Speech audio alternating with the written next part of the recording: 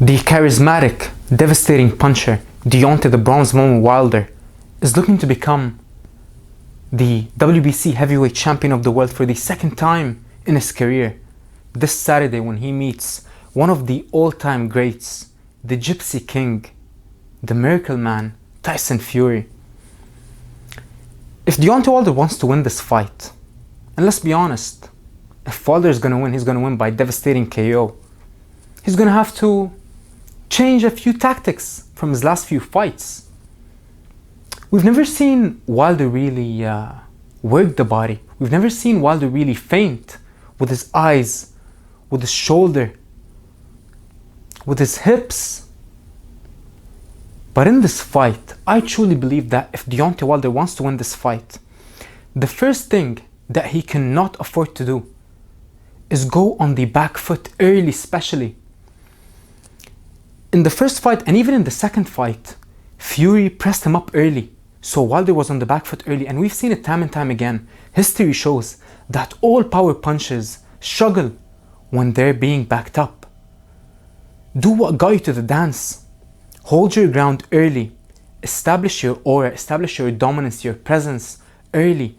Remind Tyson Fury that you're not just the delusional excuse maker, but you're more than that.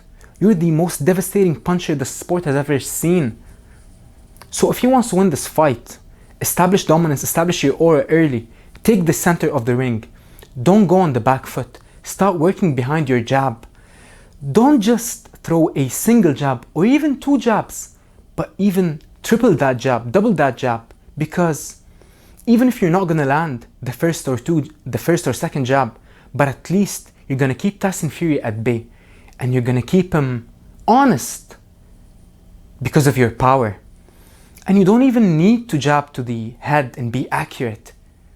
As the great Ray Longo told Chris Weidman in one of the biggest upsets in UFC history when he fought Anderson Silva, after that first round, he told Chris Weidman, "I want you to punch a hole in his fucking chest."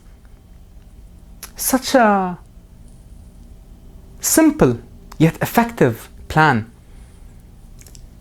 For someone like Tyson Fury, he's such a terrific, phenomenal mover, exceptional, one of the best movers we've ever seen. The man is an anomaly. 280 pounds, 6'9", moving so effortlessly. But we're talking about the head movement, footwork, but the body never moves. So Wilder needs to start working the body early, chop down the tree, just like Canelo Alvarez does time and time again. Being a body puncher, it is so underrated in the sport of boxing and even in MMA.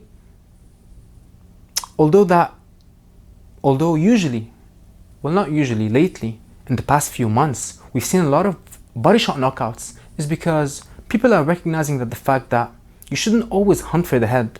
You see a lot of slick, terrific, phenomenal movers. They have beautiful head movement, but the body never moves. So Wilder, chop down the body, the chest, the arms, the shoulders early, rough him up. Show him, remind him that you are that guy. And you've been that guy for such a long time. And just because you lost one fight, that doesn't mean anything. Now, apart from the excuses that Wilder made, I support him and I back him all the way because the man is a phenomenal person. He's a phenomenal human, let alone fighter. So that's about it for the Bronze Bomber. If he wants to knock out Tyson Fury, establish your dominance early. Don't go on the back foot. Even if you want to go on the back foot, if you're forced to go on the back foot, don't go in a straight line backwards. Go from side to side, because Tyson Fury was catching Wilder a lot.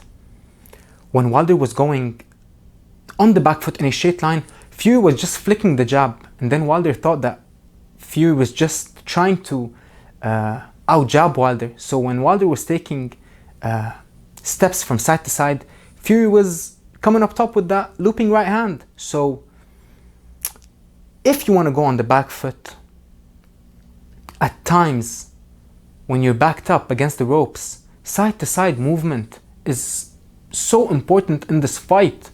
And not just that, In the first and in the second fight, in Wilder versus Fury, Fury was so reckless when he had Wilder up against the ropes. I believe more than 5 or 10 times Wilder was up against the ropes and Fury was just landing haymakers. But he was so sloppy, he was so reckless.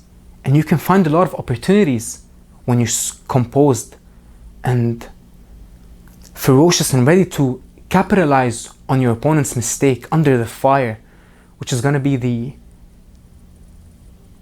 most interesting and most fascinating thing about this fight. Can Wilder handle the pressure of this fight? Because he talked a lot in the past 2 years.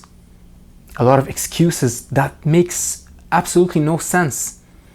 But I truly believe that this fight is 50-50. For anyone who's not giving Wilder a chance, you're out of your mind. The man is the hardest puncher in the sport history. And he looks to show it once again this Saturday.